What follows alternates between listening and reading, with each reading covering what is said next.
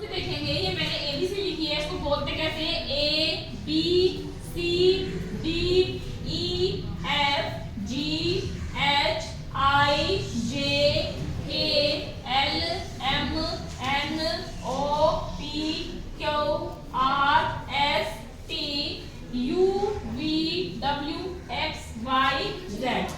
ठीक है, ये जो है एबीसी है जो कि मैंने कैपिटल लेटर्स में लिखी है। कैपिटल का मतलब होता है बड़े अक्षरों में लिखना, इसी को हम स्मॉल लेटर्स में भी लिखते हैं। ठीक है, एक बार मैं स्मॉल लेटर्स में लिख के दिखाती हूँ। आप देखो, ये हमने स्मॉल लेटर्स में लिखी है एबीसी और ये हमने कैपिटल में लिखी है। तो ये हमारा बिल्कुल बेसिक है कि तुम्हें लिखना आना चाहिए और लेटर्स की पहचान होनी चाहिए। जो हमारी प्रॉपर इंग्लिश है वो एबीसी के ऊपर ही डिपेंड है, क्योंकि इसी से हम आगे इसको शुरू करेंगे।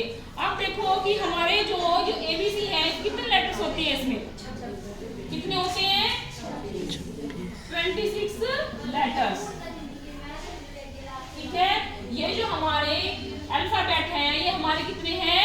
26 हैं। ठीक है, इंग्लिश में कितने अल्फाबेट होते हैं? 26 होते हैं, जिनमें हमारे 5 हमारे क्या होते हैं? इसमें वोवल्स होते हैं। वोवल्स कौन से होते हैं? ए ई आई ओ यू। ठीक है, ये 5 हमारे वोवल हो गए और उसके बाद जितने भी बचे हैं वो हमारे क्या होंगे? इसमें कॉन्सोनेंट होंगे, यानी कि बचे कितने हैं हमारे? 21। ये हो गया हमारे कॉन्सोनेंट, जिसको हम बोलते हैं व्यंजन, और वोवल को बोलते हैं हम स्वर। तो जितने भी उसके बाद इनको निकाल दो, बाकी जितने भी बचे हैं वो हमारे क्या हो गए? इसमें व्यंजन हो गए। ठीक है, उसके बाद ये हमने इंग्लिश में पढ़ा। अब हिंदी में कितने अल्फाबेट होते हैं भाई? 46। हिंदी में कितने अल्फाबेट होते हैं? 46, 46। और इंग्लिश में कितने होते हैं? 26। तो डिफरेंस समझ आया? अगर तुम्हारे में हिंदी लैंग्वेज ही है तो हिंदी में 46 और इंग्लिश में 26 अल्फाबेट होते हैं। वो 46 कौन से? मैं बोर्ड पे भी लिखती हूँ। अब देखो, जैसे हमने इंग्लिश में पढ़ा था कि हमारे 26 लेटर होते हैं जिसमें 5 हमारे वोवल होते हैं, उसी तरह से हिंदी में हमारे 46 क्या होते हैं? कॉन्सोनेंट होते हैं, अल्फाबेट होते हैं 46, जिसमें से स्वर यानी कि जो वोवल बोलते हैं इनको, ये कितने हैं हमारे? ए आ ये हमारे सारे क्या हो गए? स्वर हो गए हिंदी में। ठीक है, जैसे ए ई आई ओ यू हमारा इंग्लिश में था वोवल्स, ये हमारे हिंदी के वोवल्स हो गए। टोटल कितनी है ये? 1 2 3 4 5 6 7 8 9 10 11 12। तो कितने हो गए ये? 12। ठीक है, तो हमारे जो 12 है वो हिंदी में कितने हो गए? स्वर हो गए, और जो बाकी बचे हैं वो हमारे क्या हो गए? व्यंजन।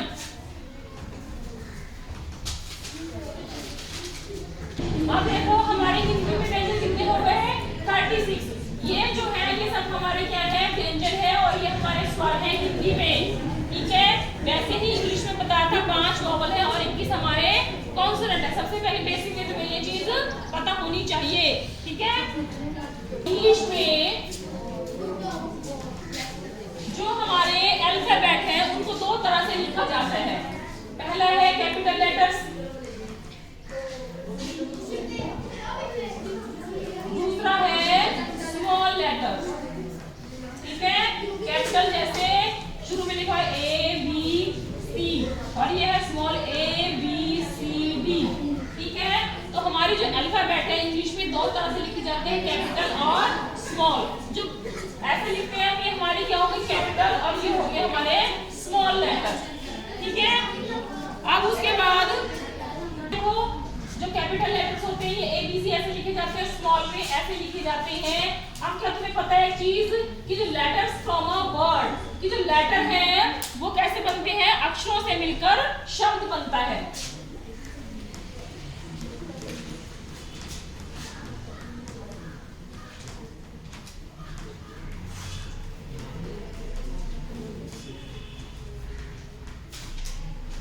अक्षरों से मिलकर शब्द बनता है। दूसरा मैंने लिखा है वर्ड्स फ्रॉम अ सेंटेंस, यानी शब्दों से मिलकर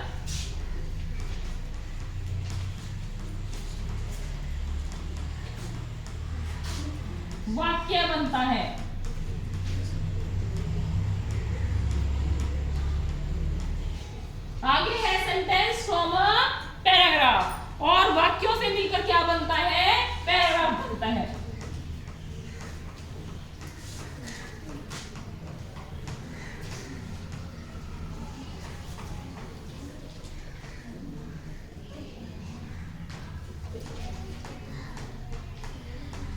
ठीक है। तो यही सारा बेस होता है इंग्लिश का कि जो लेटर्स होते हैं उनसे हम क्या बनाते हैं, शब्द बनाते हैं, और शब्दों से हम सेंटेंस बनाते हैं, सेंटेंस से हम पैराग्राफ बनाते हैं। अब इसी तरह से मैं एक इसको ही इस एग्जांपल लिखती हूँ। तो मैंने एग्जांपल लिखा, Ram is a good boy, he is my best friend, I love him a lot. ठीक है।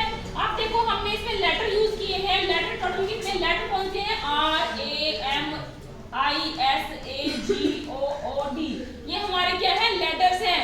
तो इस पूरे सेंटेंस में हमारे कितने लेटर यूज हुए हैं, कितने यूज हुए हैं इसमें काउंट करेंगे इसको। उसके बाद हमारा जो ये सेंटेंस है इसको हमने 3 हिस्सों में डिवाइड किया है। शब्द बने हमारे वर्ड्स फ्रॉम अ सेंटेंस। पहले हम इसको काउंट करेंगे लेटर्स फ्रॉम अ वर्ड। हमने इसके लेटर को काउंट करना है, टोटल कितने लेटर्स है इसमें, 43। ठीक है। उसके बाद देखो इसको 3 सेंटेंस में, Ram is a good boy, एक तो ये हो गया, दूसरा हमारा he is my best friend हो गया, तीसरा हमारा क्या हो गया, ये I love him a lot. तो एक पैराग्राफ बन गया है। ठीक है। तो सबसे पहले हमने लेटर्स लिखे हैं, उसके बाद हमने उससे शब्द बनाए हैं RAM, ये एक पूरा वर्ड बन गया। ठीक है। फिर हमने वो कंप्लीट लिखा है, फिर एक पैराग्राफ बन गया जिसमें हमने टोटल 43 लेटर का यूज किया है। दूसरा मैं तुम्हें सिखाऊंगी ग्रीटिंग्स। ग्रीटिंग का मतलब क्या होता है, अभिवादन। अभिवादन का मतलब क्या होता है, किसी को हम हाय हेलो करते हैं तो उसको हम ग्रीटिंग्स बोलते हैं। कोई हमारे घर पे आए, उसको नमस्ते किया, तुम स्कूल में आते हो, टीचर्स को नमस्ते करते हो, फ्रेंड्स को हाय हेलो बोलते हो, तो वो किस में काउंट होगा, हमारा अभिवादन में, ग्रीटिंग्स में। ठीक है। अब देखो सबसे पहले तो ये है कि जब हम किसी को ग्रीट करते हैं, किसी का अभिवादन करते हैं, तो हमें उस चीज पे उस टाइम क्या चीज धरते हैं कि डिपेंड करता है उसके ऊपर हमारा उसकी पोजीशन क्या है। ठीक है। उसको क्या बोल रहे हैं, टीचर को क्या बोल रहे हैं, भाई को क्या बोल रहे हैं, फादर को क्या बोल रहे हैं, किसी पड़ोसी को हमने क्या कह के बोल रहा है। ठीक है। तो ये ग्रीटिंग हमारा इसके ऊपर डिपेंड करता है। तो सबसे पहला हमारा पॉइंट है इसमें कि अगर आप किसी से सुबह मिलते हो, सुबह से, सबसे पहला पॉइंट क्या है, सुबह से लेकर दोपहर 12 बजे से पहले मिलने पर हम उसको क्या बोलते हैं भाई, गुड मॉर्निंग बोलते हैं। ठीक है। Good morning. ठीक है। मिलने पर गुड मॉर्निंग बोलते हैं, वो किसी से मिल रहे हैं। लेकिन जब उसे विदा लेते हैं तब हम उसको क्या बोलते हैं, ये हो गया मिलने पर, किसी से मिलते हैं हम जब सुबह।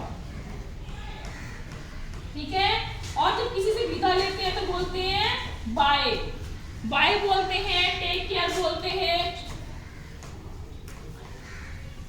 ठीक है। बाय बोलते हैं, टेक केयर बोलते हैं, सी यू बोलते हैं, see you, have a nice day. ठीक है। विदा लेने पर, जब हम उससे विदा लेते हैं। ठीक है। कहने का मतलब है हम किसी का अभिवादन करते हैं तो सुबह से लेकर दोपहर 12 बजे तक उसको हम कोई मिलते हैं तो गुड मॉर्निंग कह के विश करते हैं, और जब वो हमसे दूर जाते हैं या विदा लेते हैं तो हम बोलते हैं बाय, टेक केयर, या फिर सी यू, या हैव अ नाइस डे बोलते हैं। ठीक है। इसी तरह दूसरा पॉइंट है, दोपहर 12 बजे से लेकर शाम 5 बजे तक अगर हमसे कोई मिलता है तो हम उसको क्या बोलते हैं, गुड इवनिंग। क्या बोलते हैं, गुड इवनिंग। जैसे ही दोपहर के 12 बजे, उसके बाद हम उसको गुड मॉर्निंग की जगह गुड इवनिंग कह के विश करेंगे। ठीक है। जब हम उससे मिलते हैं, मिलने पर, और जब वो हमसे विदा लेता है तब उसको bye, take care, see you, यही सब बोल सकते हैं। अगला पॉइंट इसमें है, आप दोपहर 12 बजे से लेकर शाम 5 बजे तक अगर हमसे कोई मिलता है तो उसको हम गुड आफ्टरनून बोलते हैं। मोबाइल लिस्ट में लिखा गया था गुड आफ्टरनून। नून का मतलब होता है दोपहर। तो दोपहर 12 बजे से लेकर शाम 5 बजे तक हमसे कोई मिलता है तो उसको बोलेंगे गुड आफ्टरनून। और शाम 5 बजे से लेकर जब तक हमारे सोने का टाइम नहीं होता तब तक उसको क्या बोलेंगे, गुड इवनिंग। ठीक है। शाम 5 बजे के बाद उसको हम बोलेंगे गुड इवनिंग अगर वो हमसे मिलता है। ठीक है। अब इसी तरह से मान लीजिए रात के 8 बजे से ये अगला हमारा पॉइंट है, मान लीजिए कि रात के 8 बजे से किसी से, रात को 8 बजे आप किसी से मिलते हैं, ठीक है, तो इसका मतलब ये नहीं है कि अंधेरा हो गया है, ठीक है, तो हम सोचते हैं कि अब अंधेरा हो गया तो रात हो गई है तो हम उसको गुड नाइट बोलेंगे, नहीं, हमने उसको गुड नाइट नहीं बोलना कि अब 7 बजे, तो जैसे सर्दियों में अंधेरा हो जाता है आप बोलेंगे रात हो गई तो गुड नाइट, नहीं, गुड नाइट नहीं बोलना हमने इसको क्या बोला है, अगर आप रात 11 बजे भी अगर किसी से ग्रीटिंग कर रहे हैं, अभिवादन कर रहे हैं, उसको विश कर रहे हैं, तो हमने उसको गुड इवनिंग ही बोलना है, ठीक है। और जब वो हमसे विदा लेगा तब हम उसको क्या कहेंगे, गुड नाइट कहेंगे। हमने ये नहीं सोचना है कि रात के 8 बज गए हैं, 9 बज गए हैं, 10 बज गए या 11 बज चुके हैं और हम उसको गुड नाइट, हमसे कोई मिल रहा है उसी वक्त आके तो हमने उसको गुड इवनिंग बोलना है, लेकिन जब वो जा रहा है तब हम उसको गुड नाइट कहेंगे, ठीक है।